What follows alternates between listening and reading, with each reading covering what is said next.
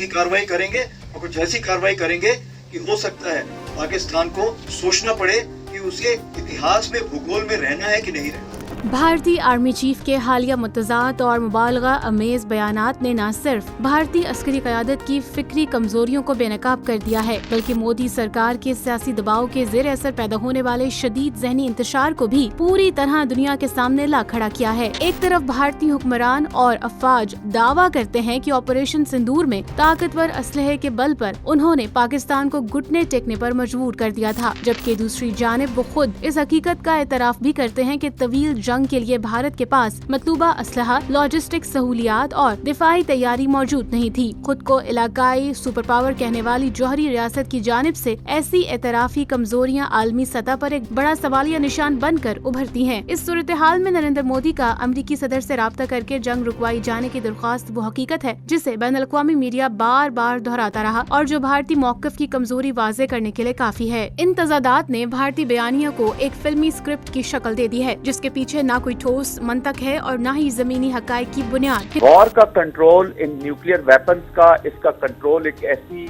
Leadership के पास आ गया है जिसने अपनी जो बेसिक फंडामेंटल वॉर मेकिंग है उसको बेस कर दिया हिंदुत्व के माइंडसेट के ऊपर। ये जो जनरल इनके जो सीडीएस ने अभी जो किताब पिछले दिनों लिखी, रिसर्जेंट इंडिया समथिंग जो उसका टाइटल था, तो ये बिल्कुल उसी तरह जा रहे हैं जी। मैं ये जैसे कहा ना, it is no more secular military of India जिसका वो बहुत क्लेम किया करते थे। हिंदुत्व सियासत, मीडिया प्रोपेगेंडे और बॉलीवुड तर्ज की धमकियों ने भारत की अस्करी संजीदगी को महज एक तमाशा बनाकर रख दिया है। यूं महसूस होता है कि भारत इस तमाम सूरत हाल को अपनी अंदरूनी नाकामियों, ऑपरेशनल कमजोरियों और अस्करी तनासुब की खुफ्त पर पर्दा डालने के लिए इस्तेमाल कर रहा है। तकनीकी महारत में मुसलसल नाकामी, जदीद हथियारों के गैर मौसर इस्तेमाल और पेशेवराना तरबियत के बुनियादी असूलों से बेतवज्जी ने भी भारत की कमजोरियां मजीद वाज़े कर दी हैं। इसकी सबसे बड़ी मिसाल भारतीय पायलट्स की जानिब से राफेल और MiG-29 जैसे महंगे जंगी तैयारों का पाकिस्तानी माहिर पायलट्स के हाथों तबाह करवाना और इसके अलावा अपने ही लड़ाका तैयारे तेजस को गलती से गिरा देना है। भारत आज एक ऐसी रियासत के तौर पर सामने आ रहा है जो पाकिस्तान दुश्मनी को सिनेमा स्क्रीन पर दिखाई जाने वाली दुश्मनी की तरह पेश करता है, जबकि इसकी फौजी हकीकत कमजोर, मुंतशिर और इबहाम ज़दा है। भारतीय अस्करी और सियासी क़यादत ज़मीनी हकायक के बजाय बयानात, प्रोपेगेंडे और ड्रामाई दावों पर इन्हिसार करके अपनी असल अस्करी कमजोरियों को छिपाने की नाकाम कोशिश कर रही है, मगर यही कोशिशें उसे आलमी सतह पर एक गैर जिम्मेदार, जज्बाती और कमजोर असाब वाली रियासत के तौर पर मजीद बेनकाब करती जा रही हैं।